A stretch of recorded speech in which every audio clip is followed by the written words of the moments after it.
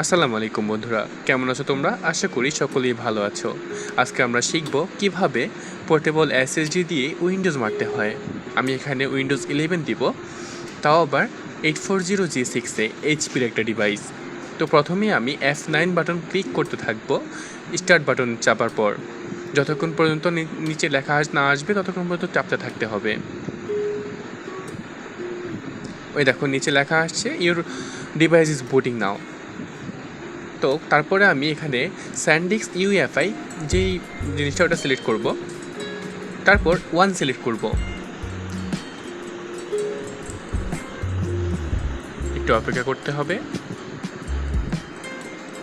তারপর ইতে ক্লিক করব এবং এন্টার ক্লিক করব। কিছুক্ষণ অপেক্ষা করতে হবে।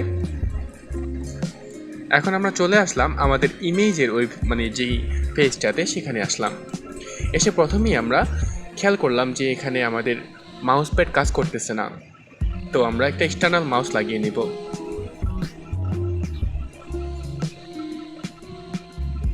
মাউস লাগানো শেষ। এবার আমরা কার্সার দিয়ে টুলস অ্যান্ড ইউটিলিটি যেই অপশনটা আছে সেখানে যাব এবং অ্যাড নিউ ডিস্ক করব।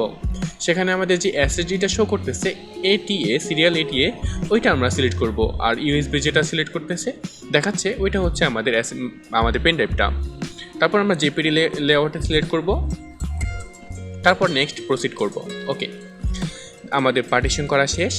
এবার আমরা অ্যাড নিউ ডিস্ক করব, ডিস্ক রিকভারি করব। তার জন্য আমাদের ইলেকট্রনিক যে ডিভাইসটা যেখানে আমাদের ইমেজটা রেডি করে রাখা হয়েছে সেটা লাগাবো আমাদের ল্যাপটপে। লাগানো শেষ। এবার ডিস্ক রিকভারিতে একবার ক্লিক করব, একবার ক্রস দিব। এবার আমাদের এটা শো করতেছে। তারপর আমরা G6 ইমেজটা মারতেছি। ওকে, নেক্সট সবগুলো ক্লিক করে দেব, কারণ এখানে G6 ইমেজ তৈরি করা আছে অলরেডি আমাদের ডিভাইসে। বাই দ্য ওয়ে, আপনারা যদি এরকম ডিভাইস তৈরি করতে চান অবশ্যই আমাদের সাথে যোগাযোগ করতে পারেন। আমার ফেসবুক আইডির লিঙ্ক অবশ্যই আমার প্রোফাইলে দেওয়া থাকবে। তারপর আমরা নেক্সট প্রসিড করলে আমাদের কাজ অলরেডি শেষ।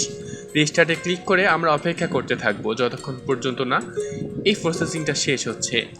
যখনই আমাদের রিস্টার্ট লেখা আসবে তখনই আমাদের ইলেকট্রনিক ডিভাইস সাথে পেনড্রাইভটা বের করে ফেলতে হবে, তাহলে আমাদের কাজ শেষ হয়ে যাবে।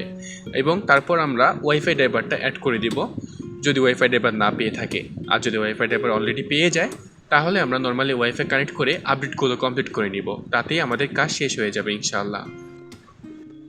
তো বন্ধুরা, আজকের ভিডিওটা এতটুকুই ছিল। ইনশাআল্লাহ নেক্সট টাইম থেকে আমি আরও ভালো ভালো আইটি রিলেটেড ভিডিও ছাড়তে থাকবো।